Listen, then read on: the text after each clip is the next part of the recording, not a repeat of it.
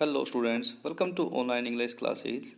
And today we are going to start poem A Tiger in the Zoo. A Tiger in the Zoo. A Tiger in the Zoo is a lovely poem by Leslie Norris.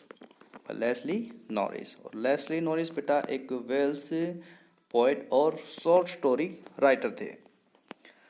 This poem contrasts a tiger in the zoo to the tiger in its natural habitat. अब poet ने compare किया है यहाँ एक tiger जो अपने natural habitat में रहता है, दूसरा जो जू में रहता है, दोनों को कंपेयर किया है. ठीक है, तो मेन क्या है यहाँ पर, फ्रीडम के ऊपर है. इंपॉर्टेंस किसको दी गई है? फ्रीडम को. The poem shows the great importance of freedom. अब पोएम है चिड़ियाघर से जंगल और फिर वापस चिड़ियाघर से जंगल पे मूव करती है. मीन्स जू से जंगल और फिर जंगल से जू में मूव करती है.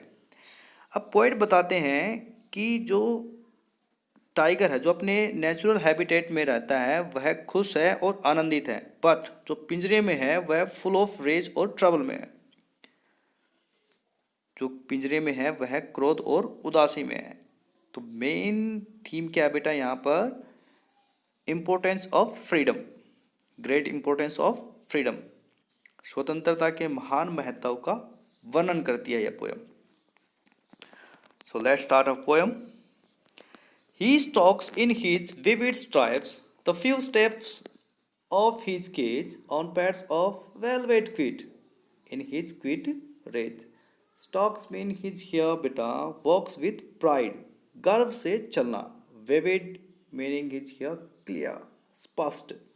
And velvet, you know, velvet meaning is here मखमल, a soft cloth. And rage होता है बेटा गुस्सा, anger.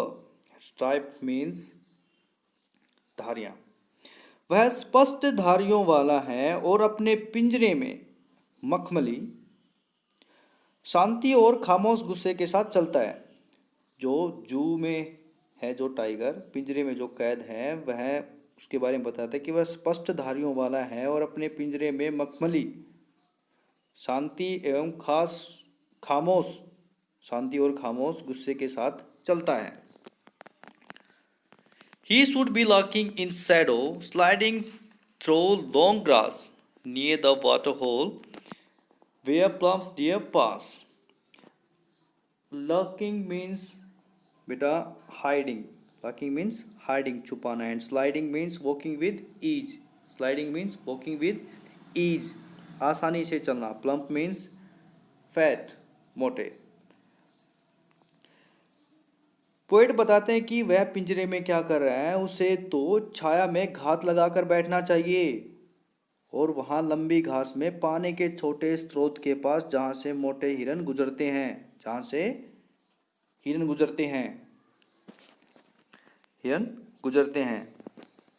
He should be snarling around houses at the jungle's edge, bearing his white fangs, his claws, terrorizing the village. Snarling means growling. Daharna. Edge means margin, kinara. And bearing means showing, dikhana.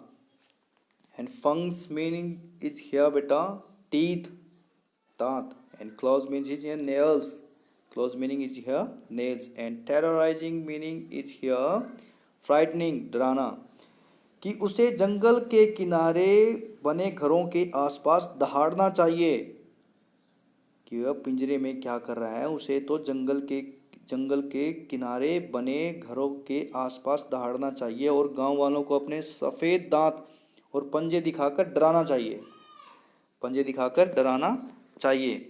But he is locked in a concrete cell, his strength behind bars, stalking the length of his cage, ignoring visitors. Locked means here imprisoned. कैद. Concrete means made of cement and stone dust. Cell mean cage. Cell mean is here cage. Ignoring, not caring, उपेक्षा करना.